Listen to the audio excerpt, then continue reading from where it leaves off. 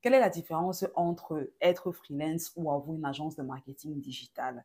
Dans cet épisode, on va vraiment explorer la différence entre ces deux modèles d'affaires en termes d'avantages, d'inconvénients, ce qui te convient de prioriser, de lancer en fonction de tes objectifs et de tes contraintes actuelles. Quand j'ai pris la décision de me licencier, de remplacer mon revenu salarial, j'ai commencé comme freelance et au fur et à mesure que le temps passait, je me suis rendu compte qu'il y avait des contraintes que j'ai dû faire face qui m'ont poussé à changer de modèle d'affaires et à avoir une agence de marketing par la suite. Ceci étant, je connais également beaucoup de personnes qui avaient une agence de marketing au départ ou une agence de consulting au départ, mais qui ont essayé de passer d'agence à freelance. Donc, quelles sont les différences? Quand est-ce que ça te convient de choisir l'un ou l'autre business model? On en parle dans cette vidéo. Si tu me découvres à l'instant, welcome, je suis Jolie Thématio et ici on parle de business, on parle d'entrepreneuriat, on parle de stratégies qui vont vraiment t'aider ici à accélérer la capacité que tu as à avoir un business en ligne qui est profitable et qui génère des revenus importants et récurrents du confort de chez toi. Il y a quelques années de ça, j'ai décidé de transitionner du salariat pour l'entrepreneuriat. J'ai fait une vidéo dans laquelle je te parle de ma transition, ce qui m'a poussé à faire ce choix-là et les décisions que j'ai dû prendre pour avoir un business qui a les revenus qu'il génère aujourd'hui. Et je laisserai la vidéo quelque part là ou en description de la vidéo.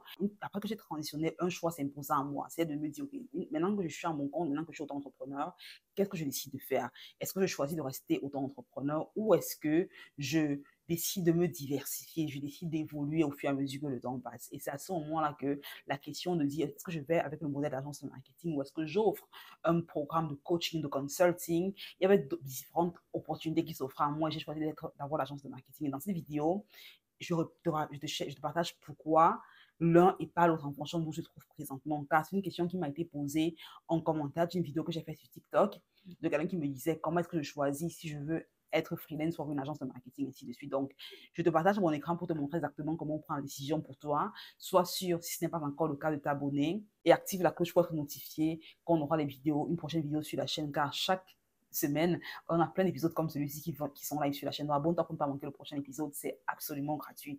Si tu es un abonné fidèle, merci d'être de retour. Ton attention, comme à chaque fois, mon or.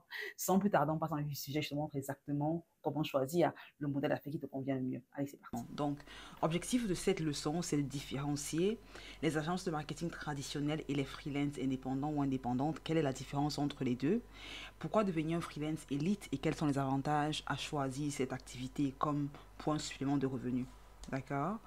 Et donc, quand on commence droit au but, agence traditionnelle, ça veut dire ici une agence traditionnelle où on a une entreprise qui a des locaux quelque part avec des employés. D'accord? Les inconvénients, ici, on voit pour chacune des formes inconvénients et avantages. D'accord? Les inconvénients ici, lorsqu'on a une agence traditionnelle, on a des coûts élevés de démarrage. Ça veut dire que ça nous coûte un peu pour lancer le projet. On a des gros coûts fixes à travers des bureaux, des machines à payer, décorations pour les bureaux et autres. On a une importante charge salariale parce qu'il faut payer les employés tous les mois et les assurances, ainsi de suite. On a également moins de liberté parce que très souvent, ça requiert qu'on soit au bureau physiquement, ainsi de suite. Donc, ce sont un peu les inconvénients ici d'avoir une entreprise traditionnelle qui a un siège quelque part qui est physique. Les inconvénients, pardon, c'est les inconvénients. Les avantages, par contre, c'est qu'on a plus de crédibilité. Ça veut dire qu'on peut dire à ses clients potentiels ou à ses clients, écoute, nos locaux sont à tel endroit, vous pouvez venir nous rendre visite si besoin est. Donc, ça remonte en termes de crédibilité. C'est également plus évolutif parce qu'on a un cadre où les employés peuvent se regarder, interagir ensemble. Il y a cette culture-là qui peut se créer beaucoup plus facilement.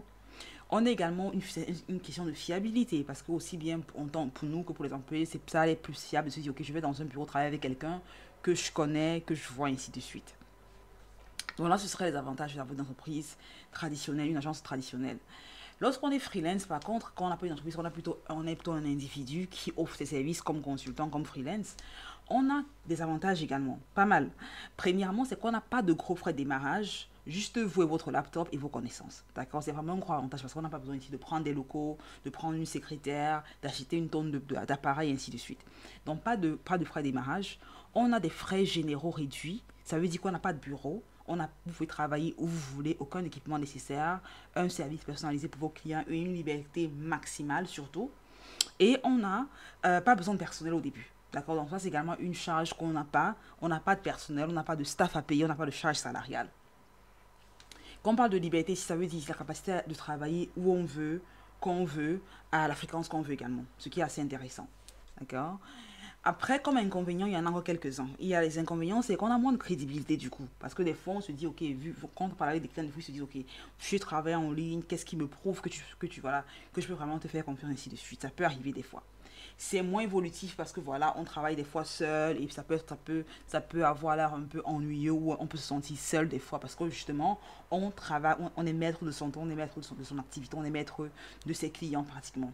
Ça peut également être vu comme étant moins fiable, encore une fois, depuis ça rejoint un peu le moins de crédibilité parce que tout simplement, le client peut se demander quelle est la garantie que j'ai que cette personne va délivrer ce qu'il m'a promis de délivrer. Et c'est la raison pour laquelle plus tard, on va parler de comment avoir une visibilité en ligne, comment avoir une identité en ligne, une marque personnelle. C'est très important parce que lorsqu'on a une marque personnelle, comme étant freelance, ça aide justement à pallier à ces différents inconvénients. D'accord. Et donc, si on veut regarder une comparaison entre les deux systèmes, on se rend compte qu'en tant qu'agence traditionnelle, on a voilà, des frais de démarrage importants, des coûts fixes importants, employés à temps plein, moins de liberté de location, moins de liberté voilà, temporelle, ainsi de suite. Par contre, en tant que freelance, on n'a pas de frais de démarrage, on a très peu, sinon aucun coût fixe du tout, on n'a pas d'employés qui sont requis au début et on a énormément de liberté temporelle, d'accord, et de location. Ça veut dire qu'on peut travailler où on veut, les horaires qui sont déterminés par nous, on peut travailler autant qu'on veut, ce qui est assez intéressant. Les avantages de la traditionnelle, c'est qu'on a plus de crédibilité, c'est relativement facile de scaler et c'est plus fiable. Tandis que en tant que freelance, les inconvénients, c'est qu'on a un peu moins de crédibilité et de fiabilité et c'est moins évolutif. Et donc, la raison pour laquelle ce programme t'apprend à devenir un freelance d'élite ou un social media manager expert, c'est parce qu'au départ, il n'y a aucun capital qui est requis premièrement. Ça veut dire tout ce dont tu as besoin, c'est ton laptop, tes connaissances et un endroit avec un bruit, pas trop de bruit pour travailler. Donc, vraiment aucun capital requis. Tu as une liberté temporelle et financière énorme de laquelle tu jouis. Ça veut dire que tu peux être à Abidjan comme tu peux être à Bruxelles ou à New York et exercer ton activité avec la même fluidité. Tant que tu as une connexion Internet, bien évidemment. Donc, pas besoin de bureau. Tu peux avoir une équipe de sous-contrat que tu embauches si besoin est pour t'aider à délivrer ton service et à garder tes clients. Tu peux travailler encore une fois depuis ici, n'importe où. C'est personnel, ça veut dire que tu as un contact avec tes clients. C'est crédible parce que je vais te montrer encore une fois depuis ici comment avoir une identité de marque en ligne qui te fera passer pour un expert dans ton industrie. C'est évolutif parce que tu disposes ici de la capacité d'avoir une équipe sous contrat avec laquelle tu travailles, sur laquelle tu peux également compter. C'est fiable parce que ton équipe peut prendre des relais en cas de besoin.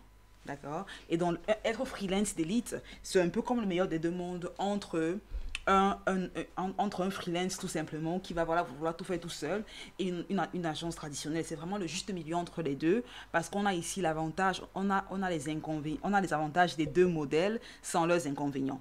D'accord. On a littéralement les deux avantages sans les inconvénients. Et durant le parcours de ce programme, je te montrais exactement comment créer ce système, cette identité de freelance élite en ligne, afin d'avoir vraiment le meilleur des deux mondes. Alors, un freelance élite, au final, fusionne les avantages de l'agence traditionnelle et d'un freelance classique, sans pour autant subir les inconvénients de l'un de ces modèles-là. Ok. Et donc voilà un peu pour le but de cette vidéo dans laquelle je te parlais justement de la nouvelle ère de freelance d'élite et comment est-ce qu'un freelance élite se distingue des freelances traditionnels ou tout simplement des gens qui ont des agences de marketing digital. Dans la prochaine leçon, on va s'apaisantir sur comment construire une marque personnelle parce qu'une fois de plus, pour avoir justement la crédibilité, la fiabilité et le côté évolutif en tant que freelance élite, on a besoin ici d'avoir une marque personnelle. Et voilà, maintenant, c'est à ton tour. Dis-moi en commentaire quel est le modèle d'affaires qui te convient présentement. Est-ce que ce sera d'être freelance, d'avoir une agence de marketing traditionnelle ou être un expert, un freelance digital? Dis-moi en commentaire en fonction de ce partage, ce retour d'expérience, ce qui te parle le plus, ce qui t'excite et qui te semble le plus faisable maintenant. On se retrouve au prochain épisode. D'ici là, je te invite fortement à regarder la masterclass que j'ai fait qui te montre exactement comment lancer une agence de marketing digital si tu veux aller à ce niveau-là. Ou regarde ces vidéos dans lesquelles je parle des différentes compétences que tu vas acquérir pour réussir comme freelance sur le long terme. Donc, soit celle-ci, si tu as choisi l'option agence, ou celle-ci, si tu veux être freelance. On se retrouve au prochain épisode. D'ici là, je te souhaite une excellente journée, une excellente semaine, une excellente vie. Prends grand soin de toi et bye bye.